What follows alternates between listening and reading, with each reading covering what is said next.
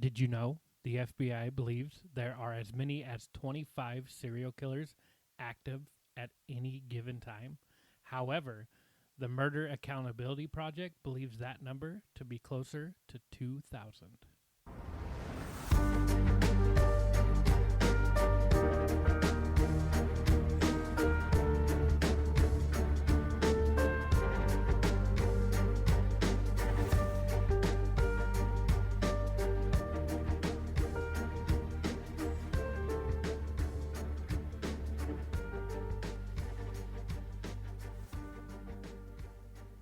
Welcome. I'm Jay.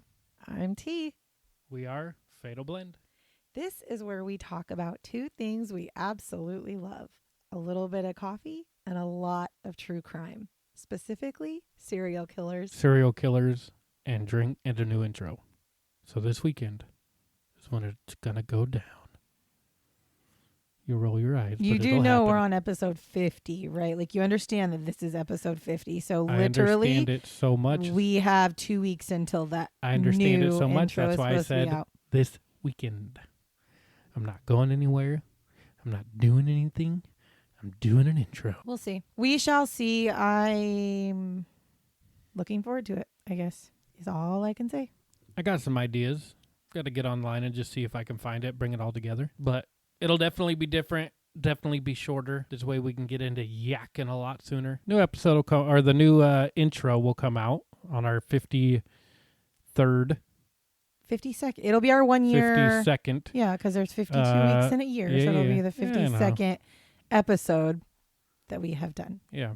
So we'll have a sweet episode. We'll have a new intro. We'll have to get some feedback from you guys on what you think of the new intro and outro. If you prefer the intro or the old intro. And yeah, I'm going to try to make it cool. That was when we were just trying to start the podcast. Now we're rolling for a little bit. We got some personality. We got some things we can definitely do that I think will be fun. So yeah, that's that. Yep. She likes to keep it nice and simple because she does most of the talking during the I do. podcast. The intro part, I mean, not the intro, just the beginning part of this, unless I have something real crazy I want to talk about, I let you talk because it's where you talk the most in the beginning, which is fine. All right. So if we want to get crazy, what are you drinking? I am drinking an iced toasted coconut mocha. Now, for those of you who don't know, I'll give you my secret. My secret for a toasted coconut mocha is that you get coconut syrup and you add just a little bit of hazelnut. That will give it the toasty flavor, the toasty nutty flavor. And then you put some chocolate sauce or whatever people want to use. You can use whatever kind of chocolate you want. I've even made it with a hot chocolate packet before. And then you just put some espresso and some milk. Oh, fancy. You That's got what your I'm little secret on your drinking. drink. I have a secret on mine. And my drink is a black tea. And my secret is I put sugar in it to make it taste good. Other than that, you know, I'd rather go outside and lick dirt. One of these times you should actually try putting like sugar-free vanilla in it instead of like sugar just to see. No, because it's if you. Do they make a sugar-free lavender? I'm sure they do. It's probably really gross, but you like to drink London Fogs. And yes, London Fog is with an Earl Grey tea, but with a black tea, you could kind of do like a little bit of vanilla and then do a little bit of cream in it. But I do my London Fog with lavender. That's why I asked if they had a sugar-free lavender. I don't understand. I don't understand the lavender thing. It tastes like flowers, and that's just gross. It reminds me of hospital rooms. Yeah, so why would you want to drink that? Because I spent a lot of time there when I was younger. Okay. Well, that probably wouldn't want to be something I'd want to be reminiscing about. That's good memories. A lot of great nurses. Okay. So do you want to talk about what we actually came here to talk about? Only if it's going to be a good one. I mean, it's not my favorite. Yeah, let's start it then. Yeah, it's not my favorite, but I mean, like you said before, our goal is to get through both of my serial killer books. And you know, if I end up getting another serial killer book, I'll be adding that to my repertoire. But the goal is to get through the whole entire thing. So all the ones that are like not that interesting, I still have to do at some point. We got to get through the crap to get to the great. Yeah. So. And you need to let the author of your book know to write a third one.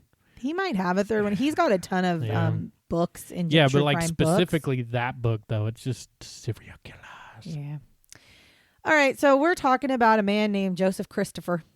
My only thing about Joseph Well, a man Christopher, with two first names. that's what I was just saying. My only thing about Joseph Christopher is he's a man with two first names, which I swear to you, sometimes you can't trust those men with two first names. Just kidding. If you have two first names, no judgment. So Joseph Christopher's nickname is the 22 caliber killer, also known as the Midtown Slasher. He has 12 victims. His murder dates are September to December of 1980. The location was New York, United States. His method of murder was shooting and stabbing, and the characteristics of his murders is they were racially motivated attacks. Fucker. Mm-hmm. So just a little bit of background. There's really not a ton, but I'll tell you what we do know. He was a piece of shit. Well, just hear it out before you make judgment. That's all I'm going to say. So Joseph Christopher was born July 26, 1955 in Buffalo, New York. Now, he is the only son to Nicholas and Therese, but he did have two older sisters and one younger sister. So he was like the only boy, but he did grow up in a fairly like average, well, maybe a little larger family. His father was a maintenance guy with the city sanitation department, and he was a hunter and kind of like outdoorsy guy by nature. And he also taught Joseph how to handle guns from like a super young age because, you know, he did all the hunting. And he was like, as you, I'm sure, know that one of the big things with guns is that if you grow up around guns, you're typically more comfortable around them. You've also typically, if you grow up in a responsible gun household, you have learned the do's and don'ts, the ins and outs, and the safety of these guns. And that's what his dad did. His dad taught him all the things that you do shoot at, that you don't shoot at, how you handle the gun properly, how to be safe with it, all the things. Now in 1971, Joseph enrolls in an automotive mechanics program, and he's actually like a super quiet student, but he did like extremely well in class. Like he was really, really fucking smart. But he drops out in 1974, and then he ends up working like a series of odd jobs, and he actually gains employment at Canisius College as a maintenance man. Now he works the night shift there, and he does get caught sleeping on the job, and he is fired in March of 1979. Hey, night shift's rough, all right? And if you're the only one there, yeah, right. like, I've definitely worked night shifts, and there's been times you wanted to just a quick close of the eyes. Well, due to all these, things, he ends up actually moving back into his parents' home at this point, and he's 24 years old now. Now, he is at one point during this time, he is actually diagnosed as a paranoid schizophrenic. Now, in 1980, his mental health really starts to decline. And he actually reaches out to a psychiatric facility, and he basically goes to them and says, like, I don't feel right. I'm having all these issues. I am a diagnosed paranoid schizophrenic. I have, voices. Well, I don't know exactly what his things were, but just for people who don't know, schizophrenic people oftentimes hear voices. Sometimes, not very commonly, they might also have hallucinations. They have severe paranoia. They think like everybody's out to get them. They're not really able to decipher what's real and what's not. And there will even be times where they'll like your parents, you'll look at your parents and the voices in your head will tell you that your parents are, trying to kill you or whatever. So this is what he goes into this psychiatric facility for, because he's really just like freaking out. And the psychiatric facility says, okay, well, you see, you don't really seem to be a danger to yourself or others, so we're not going to admit you, but we do recommend that you follow up with a counselor. Oh, good advice. Now, part of the reason that they did not allow him to be admitted was because during this time, the funding for mental health facilities was declining, and they were actually shutting down multiple institutions. So therefore, they had to save the admitting beds for like the most severe cases. So please keep all of that in mind throughout this whole thing, because you bet your ass I'm going to have a rant at the end of this. So that leads us into the murders. 100% that leads us into the murders. A very important thing that I need to note right now is that all of Joseph's victims were black. I am not going to go through and name their race every single time I say the victims, but I need it to be known that he literally only attacked black men. That is why his attacks were racially motivated. There's more to it, but I just want to make it clear that he was seeking out black men. So on September 22nd, 1980, and this was literally like only, I think, 14 days after he tried to get help at the mental health facility, by the way. Joseph kills 3 men and 1 young boy in a span of 36 hours. And they don't consider that a spree killing? Just hold your horses. Just hold your horses. Nee. First of all, let me clarify. 36 hours? No, because that means he killed 3 people and had times of not killing. A spree killing is when you kill one after another, after another, after another, after another. Spree killing is when you go out and you're just like killing a bunch of people in a row. So he killed within 36 hours 3 men and 1 boy. And again, I need to reiterate, I need you all to really hear what I'm saying here. 14 days before this, he walked into a psychiatric facility and said, I need to be admitted. I am struggling. I am a paranoid schizophrenic and I am having problems. And they said, no, you seem to be okay. You don't seem like you're going to harm yourself or others. So please just reach back out for outpatient counseling. This is not to make excuses for Joseph Christopher, because y'all know that I do not use mental health as an excuse for bad behavior. However, He tried to get help and got turned away. this is why mental health funding is so fucking important and why mental health funding should be a priority of the government. This is not to make an excuse. What I'm saying is, I firmly believe, and so do multiple people, that this man would have never killed anybody had the funding for the mental health facilities been there, because he would have been admitted and he would not have been able to do the things that he did. So my frustration is, I am a psychology major and I have literally watched our government blame everybody in the fucking moon for people's behaviors, but they do not put blame on mental health. And I don't understand why that's not a priority. Mental health, most criminals, specifically serial killers, are mentally unfit in some sort of capacity. I would like to say, I believe that the reason it's not put at the front because the people that are in charge are of the older generation, and it seems like the older generation doesn't really view mental health as big of a problem as it actually is. There could be some truth to that, but if you want me to be honest, and I'm probably this is probably gonna get people mad, and I don't really care. I genuinely think that part of the issue is that it's not a priority to the government because it's not a money-making industry for them. That could be true because too. they're funding the money into psychiatric facilities to try to get help for these people with mental health. But see, just like I feel the same way about the medical industry, if you do stuff that makes people healthy, if you do stuff that corrects their mental health situations and gives them the ability to cope with their life, then how are you going to recoup the funds that you're spending in helping these people? You're not, because they're not going to have to keep coming back. So I think that there is that, and I think that there is other things that for some reason mental health just is not a priority. And I just wish that people would understand that there are mental health issues in the United States that don't exist anywhere else due to our living, due to the way that we handle situations. And there are mental health situations in other countries that do not exist in our country due to how they live. Like mental health is, your brain is so incredibly insane how we only know what 10% of our brain actually does. And our brain can do so much, and they're just not willing to look at the fact that mental health is actually a lot of times uncontrollable. Your mental health changes due to situations a lot of the times. And nobody knows what his situation is that struck this up, but somebody who has paranoid schizophrenia, it could be anything. And if you are diagnosed with it, how is a schizophrenic person not a priority?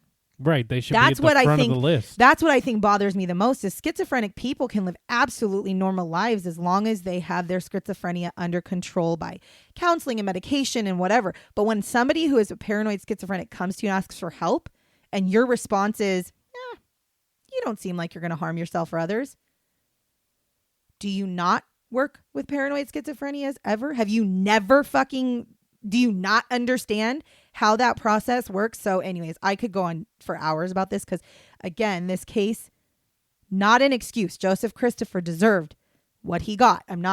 There is no, do not mince my words. Do not mix it up.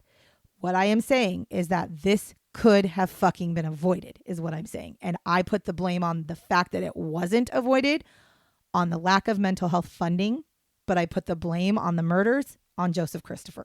That's all I'm saying. Anyways. Now that we've got that out of the way. Joseph Christopher used a .22 caliber sawed-off Ruger 1022 semi-automatic rifle concealed in a brown bag. First, he shoots 14-year-old Glenn Dunn, and Glenn Dunn is shot outside of a supermarket in Buffalo, New York. Then, the following day, so see right there, this is why it's not a killing spree, because it's 24 hours later, he kills 32-year-old Harold Green. And Harold Green was actually just sitting minding his own fucking business, eating at a fast food restaurant. And he just went up and shot him. Well, and I'm sure the 14-year-old was minding his own business. Well, absolutely. I mean, obviously, yes. Then the same day, but in the evening, he shoots 30-year-old Emmanuel Thomas while he's crossing the street by his house. And actually, this man's house is only 7 blocks away from where the murder of Glenn Dunn, his first victim, was. Now on September 24th, 1980, he kills Joseph McCoy, who is murdered in Niagara Falls. Then on October 8th and on October 9th in 1980, Joseph kills 2 more men. He bludgeons both of these men and cuts out their hearts. First is 71-year-old Parler Edwards, which, by the way, I love that name, Parler. I was like, that's a fucking name. 71 years old though. So he's got the old people name. Mm-hmm. That's a good ass name. I was like, damn, that's a good ass name. Parler Edwards, his body is found in the trunk of his taxi cab, which was parked in Amherst. And then the second one he murdered was 44-year-old Ernest Jones. Now, Ernest Jones's body is found near the Niagara River in Tonawanda, but Ernest was also a taxi driver. And they actually found his taxi, and it was 3 miles away in Buffalo. And when they went and looked in it, it was completely blood spattered inside the taxi. So clearly he had been killed. Yeah, shot him. Probably called a taxi, get a ride somewhere, blah, blah. He didn't shoot him. He beat the shit out of him. He bludgeoned both of them. He didn't shoot them. Well, yeah, the blah, blah was a smack in the head because they didn't have cages and shit back then, I don't think. I think it was just it's the open. 80s. I'm sure they did. It's the 80s. We're not talking. I mean, this isn't like 1942. I don't know. So then on October 10th of 1980, 37-year-old Colin Cole was attacked in a Buffalo hospital. Well, that's ballsy. Now, a man matching the description of the .22 caliber killer tried to strangle him. And while strangling him, he also made a racist remark, which I will not repeat because I am anti this word. He basically said, I have to kill people. And then Colin actually does survive the attack, but he suffers severe damage to his throat. Now in November, Joseph actually enlists in the army and he gets stationed at Fort Benning. And in December, he gets a Christmas furlough and he actually takes his Christmas furlough in Manhattan. Now on December 22nd, 1980, 25-year-old John Adams was stabbed around 11:30 a.m. and he actually survives this attack, actually. Then 2 hours later, 32-year-old Ivan Fraser is attacked. And Ivan fights like a motherfucker and ends up actually only suffering minor injuries to his hand. So he also survives. Then at 3:30 p.m., 19-year-old Luis Rodriguez was stabbed to death. And by 6:50 p.m., 30-year-old Antone Davis is also stabbed to death. 4 hours later, 20-year-old Richard Renner is also stabbed and killed. And then around 11 p.m., Carl Ramsey is stabbed to death while on the subway. Now, that is a spree. That is a killing spree. But because he had the other murders, it's all lumped under serial killer. So he would be considered a spree killer and a serial killer. He is a serial killer because he didn't kill everybody in one day. He killed them. I mean, he killed them in a short period of time. I mean, it was only like four months worth of killings. And he would kill multiple people in like short periods of time. But because he continued to kill, he had cooling off periods. That's what the most important part to remember is he had cooling off periods. Now, This stabbing spree that he went on is actually what gave Joseph the nickname of the Midtown Slasher. So he was nicknamed originally the 22 caliber killer because, he used a 22 caliber sawed-off shotgun to kill people. Then he does this stabbing. Correction, 22 caliber sawed-off rifle. Okay, yeah, that's right, because I don't know guns. So you're right. I know I do. You're not wrong. I just think sawed-off always equals shotgun. Yeah. I didn't even know there was a No, sawed-off it's just rifle, like to be taking the honest. barrel and then just shaving I it just down. didn't even know that was a thing. I'll be honest. So correct. You are correct. Sawed-off rifle. But then he starts this killing by stabbing all these people in Manhattan, New York, which Midtown, I guess, is probably why. And he's now called the Midtown Slasher. Joseph returns to Buffalo, New York on December 29th, 1980. And it's here that he actually stabs and kills 31-year-old Roger Adams. And the next day, on December 30th, he kills 26-year-old Wendell Barnes in Rochester. Then on New Year's Eve and New Year's Day, Joseph attacks 3 more men, Albert Menifee, Larry Little, and Calvin Crippen, but all 3 of them do survive their attacks. So he doesn't necessarily always kill them, but he does attack all these people. Then in January of 1981, Joseph returns to Fort Benning. And the fact that all these people have seen him and yet they can't get him, that's what blows my mind. Yeah, the people, but you know what? Maybe he was just like, actually, I don't even know, because it's not like he's like... Late at night, masked up, I don't know. Maybe. But you'd think there'd be a description out about him, like, hello. Maybe. So he returns to Fort Benning January 1981. On January 18th, he actually attacks another soldier with a paring knife. And this attack was found out actually to be completely unprovoked. So Joseph was just being a fucking asshat, literally. I mean, that kind of sounds like how all of his things were. Well, yeah, but I mean, this is Asshat. somebody that he legitimately was like on base with. Now, the soldier does survive the attack. And because of this, Joseph is actually held in the stockade, which is basically military prison. He's basically taken to military prison because at this point, you know who did it. Every time I hear right stockade, I think like a stockyard. And I'm like, oh, he's put with the cows and shit? No, it's a stock. I don't know why they call it that. Now, it is here that he actually attempts suicide by cutting himself with a razor. And during his time, while he's sitting in this military prison, he actually meets with doctors and lawyers and psychiatrists and all these people. And while he's meeting with the psychiatrist, he's like having conversations, and the psychiatrist actually ends up going to the military police and says, through my conversations that I've had with him, I think we need to go look at his home, because I don't think this is the first time that he's attacked somebody. I don't think that he's just attacked this one person. And obviously the psychiatrist doesn't tell what he said, but the it's patient psychiatrist confidentiality or whatever. Yes, there is a confidentiality that psychiatrists would uphold. However, in the world of psychology, if you think your client is going to harm himself or harm others or has harmed others, by law, you can legally report it to the police and you can give them all the information you want. Because it's now a matter of Well, gonna harm. stop talking to my psychiatrist then. So, Just kidding. You don't even have a psychiatrist. You're my psychiatrist. So, which is so unhealthy. So anyway, so yes, his psychiatrist is like, we might need to get like a warrant to go search his home because something's not quite right. So they do. They go to his home with a warrant and they find evidence that links Joseph to 3 murders. Just 3. They don't realize he's done all these other ones, but it links him to 3 murders. So now they're like, okay. So they end up indicting Joseph in April of 1981, and his trial actually starts in May of 1981. Now, he actually pleads not guilty on the 3 counts of murder. He also refused counsel, which his mother offered to get him and pay for counsel to represent him in his trial. Regardless of whether he's guilty or not, representing yourself is just not a good move because you don't know all the legalities. And at least if you're, in her mind anyways, at least if you have a representation or a counsel to represent you, they can try to get you the best deal, so that, because it's her child. And she also knew that he obviously had some issues. And so I'm sure in her mind, it was like, but it's not him, whatever. It's still him. He just has to pay for his crimes. But he refused and he opted to represent himself. However, when you represent yourself, you do still have like a team of people who work with you because he's in jail and he can't do his own research, right? So he still has like a legal team, but as far as like speaking and making decisions, it's all on him. Now, he is eventually found guilty and he is sentenced to 60 years in prison.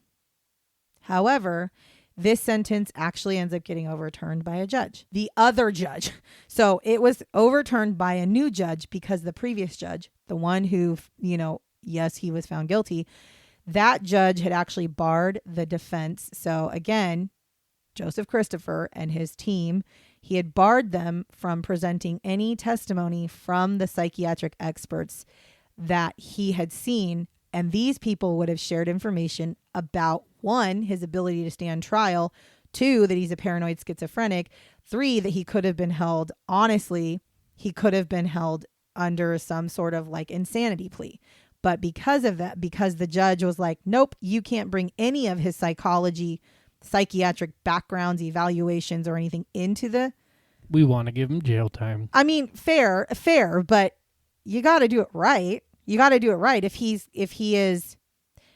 has a diagnosable something, so he's diagnosed as a paranoid schizophrenic, if you are found guilty, first of all, you have to be looked at to see if you're even fit to stand trial. So if you are really like off the rails and you're found to not be able to stand trial, it doesn't mean that you get off scot-free. It means that you don't go to prison, you go to a mental facility, and most of the time it's like a prison mental facility, but it's full of psychiatric patients. But if you are found able to stand trial, then that can play a role in your punishment, or people could be like, nah, you're mentally fit, so you just take the punishment, right? So that part wasn't even done. Like they didn't even try to find they didn't even try to find out if he was mentally fit to stand trial. And if I had to guess, I'm going to guess that the reason his psychiatrist said his home should be searched is because through conversations, the psychiatrist found that he was hearing voices telling him to kill on more than one occasion.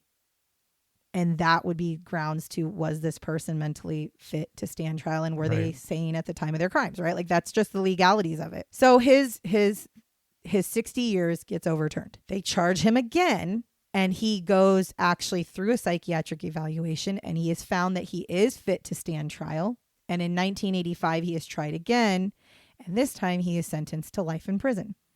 Yeah, I was almost thinking like 60 years for all that. Yeah, well, 3 murders is what he was charged with. Right.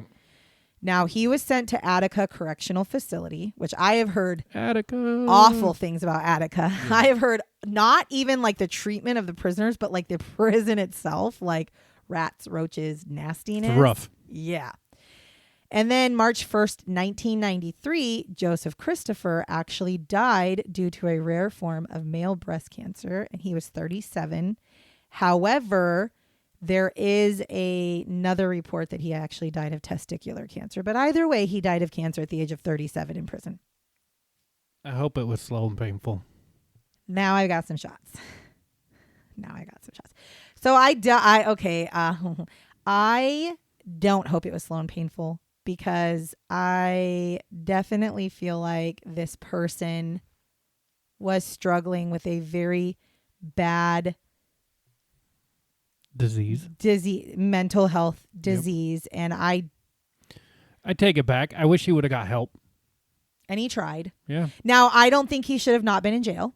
I think he absolutely deserved jail time. He needs to do the crime, do the time. Absolutely. And he's one of those people that I would say I would have never wanted the death penalty for, which I don't even think New York had the death penalty at the time, but I would have never wanted a death penalty for somebody like him, because again, when you are somebody who is mentally struggling with something, and by the way, schizophrenia is not like, oh, I'm depressed. Like it's not like that. It's uncontrollable. You can't control your brain to think differently.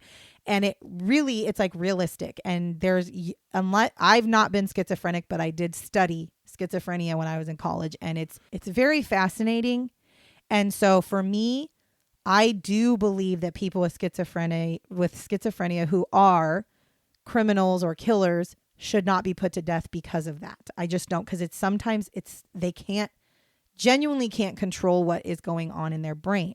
However, I do not think they should be allowed out of prison ever. I think if you are somebody who has schizophrenia and you have killed somebody, you should never be allowed to see the light of day, but you don't necessarily need to be put to death for it, because I just don't think that's not a fair punishment, I don't think. Yep. So I've got some shots. Oh, so while he was meeting with his psychologist, and I'm not psychologist, with his psychiatrist in prison, he told his psychiatrist that he had to kill blacks. He had to. There was no choice. Because that's what the voices were telling him to do. I don't know if that's what he said, but he just said, I have to kill blacks. Okay. So right there, like I said, I'm pretty sure between that and some other statements, his psychiatrist was like, we need to really dig into this guy's life. Now, while Joseph was in Attica, he actually claimed that he actually killed 13 people. So I don't know how, that's just what his claim was. I don't know how real or not it was. So the 3 murders that he was convicted of were Glenn Dunn, which was the first one he murdered, Harold Green, which was his second murder, and Emmanuel Thomas, which was his third.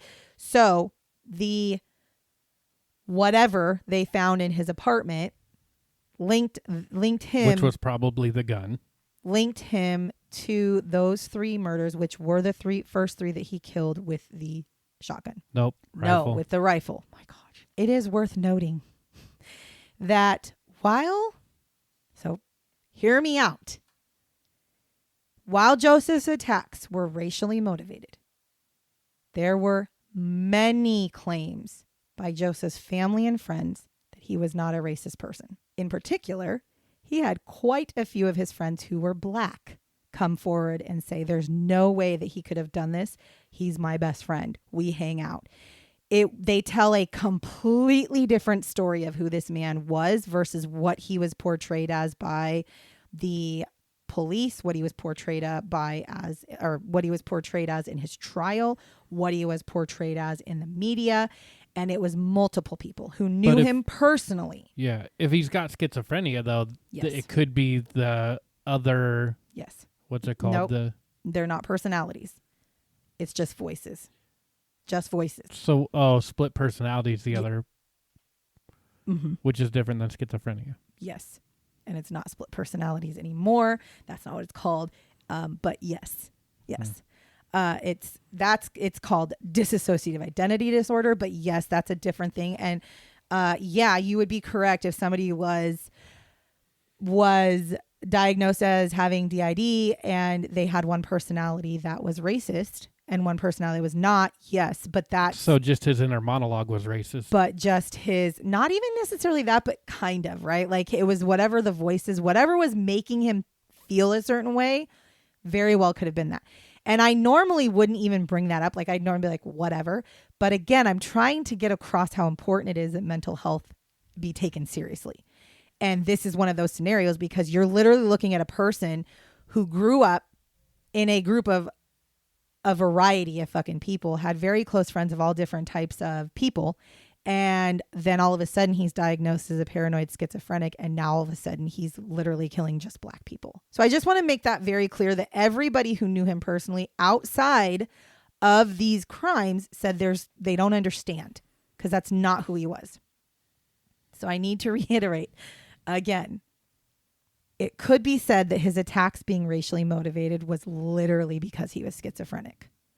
Now, this does not make it any less fucking atrocious, but it will give us an explanation as to why he did what he did. Yeah, and to be clear, we're not excusing absolutely not what he did. We're absolutely not. It's racist. At the end of the day, you're only killing one race. That's fucking racist. Absolutely. However you spin it. Now, why was it racist? That's the other. That's the question, and that's what we try to look into is like, what made you think that way? What made you become that racist person? Right. If you were not racist, as your friends and family say, what made you do that then? Because your actions were racist. Absolutely. And again, it's not an excuse. He deserved to go to jail. He deserved to have a severe punishment. I actually think I didn't see if he was gonna, I don't think he got life without parole, which I'll never understand because I understand that he died in prison at a fairly young age. But for somebody like him he never should have. I mean, he never did get out of jail, but he never should have even had the opportunity in my mind. He was too big of a danger to society, even if he would have gotten help and gotten his schizophrenia under control through medication. The problem is, a lot of times people who have schizophrenia will get themselves under control and then they live their life and then they're like, oh, I feel okay. And they'll stop taking the medication because nobody wants to be on medication their entire life. Tell me about it. I got anxiety and I'm on medication and I'm like, I feel good, but guess what? I ain't stopping that medication. Right. And then by the time they don't realize, really, unless they're going to severe therapy, then they probably would realize. But if you stop taking medication and then you start having like hearing voices, you're not going to go, you're not going to go, get back I'm on hearing it. voices. Now you're like, oh, I got to listen to this. Right. So it's again, schizophrenia. I am so very interested in schizophrenia because it's just so, the human brain, the way that it works is just so incredibly amazing. But it does not excuse the behavior of somebody. If you're schizophrenic and you kill somebody, you're still killing somebody and you still have to pay for your consequences. Mental health does not give you a free pass to kill people. It just doesn't. Nothing does. So I want to make it very clear that the reason this specific story was not my favorite is because it's really hard for me to do a story that involves legitimately mental health as the main reason, really, for these murders.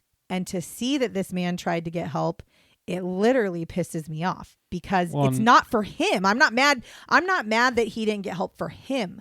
I am mad because he didn't get help and therefore 12 people ended up dead. It's unfortunate. It's unfortunate that he tried to get help, didn't get help, and it's worse and 12 now. people lost their lives. And it's worse now. 100%. Because even now, it's like when you are somebody who is suffering with a major crisis, half the time you can't even get into a therapist or a psychologist or a psychiatrist for months. And I know that in the state of Washington, where we live, if the only way that you can forcibly put somebody into a mental institution or a psychiatric facility, even for just like a 72-hour hold to be observed, you have to have a judge, or there is a court appointed person for like each county, and they have to come in and assess. That's it. Your parents can't go, oh, they threatened to kill me, I'm calling the cops, and then the cops are like, oh, we put him in a 72-hour psych facility. No, they don't allow it. They'd have to call a judge, plead the case, and the judge would have to be like, yeah, go ahead. And now, because of mental health being such a low priority, there's no room to put people in 72-hour psych holds for any reason, unless they tried to kill themselves or somebody else. That's the only way. But if you were to call your psychologist or psychiatrist and say, I think I want to kill myself, they might not have a bed for you because you didn't actually do it. And it's really, really fucking sad because we could definitely save a lot of people's lives by caring about mental health, saving people from committing suicide, saving people from killing other people. And this story right here is one of those stories that just pisses me off because there's no good ending. You have a guy who went out and killed a bunch of people, but he went and tried to get help. And they refused to help him. So it's like nobody won in this situation. Even him dying at 37 of cancer is not a win in my book because he didn't serve his time, first of all. But he also never should have been in there in the first place because he should have been in a fucking psych facility getting help. Yep, and all those other people should be alive. Absolutely. And all of those people's families and them should be alive, and we shouldn't be having this conversation. But because of lack of funding from the government, who is the ones who fucking fund mental health facilities, this is where we're at. Yep. So, sorry to be a downer. These ones bug the shit out of me. Anytime that we have had people that have severe mental health issues like schizophrenia, that is a cause for them, that is an explanation for them to become serial killers or murderers or whatever, it pisses me off because a lot of the times they're pretty much really they're avoidable if they just get help. And that's what you always hear is, oh, but you just need to get help. He tried. He asked for help and they didn't help him. So what are we doing? What the fuck are we doing? Not what we should be doing. Anyways, that's the story of Joseph Christopher, the man with 2 first names. Unfortunate story. Very unfortunate story. And I really, one more time, I want to reiterate, I promise you, I am not excusing what he did because I absolutely am disgusted by what he did and how he did it and why he did it. There is no place in this world for racism. There is no place in this world for racist attacks. I want to make it clear that I'm definitely not like, oh, poor guy. No, there is no poor guy. Nope. He didn't get help because they didn't help him, but it's this unfortunate could situation. have been completely avoided. And I'm just mad about it. I'm just mad about it because it's just the whole thing pisses me off and it angers me. But that brings us to the point that we're happy about, and that's you guys listening and following and sharing. And we thank you, and we ask you to continue to do it. So please continue listening, share us, tell your friends, tell your family, tell people you don't like. I don't care. We're fun to listen to. Don't tell people you don't like because I don't want grumpy ass people listening to us. Hey, they might be nice, just grumpy with them. That brings us to the end of the episode. Thank you, everybody. Don't forget, new episodes drop every Thursday, so make sure you're following us on whatever platform you listen to. We're that much closer. New intro, cool episode coming up. And this is the part where I'm going to say, I'm sorry that I was very passionate and angry today, but this kind of story pisses me off, and I will say goodbye. I'll follow that up with a bye-bye.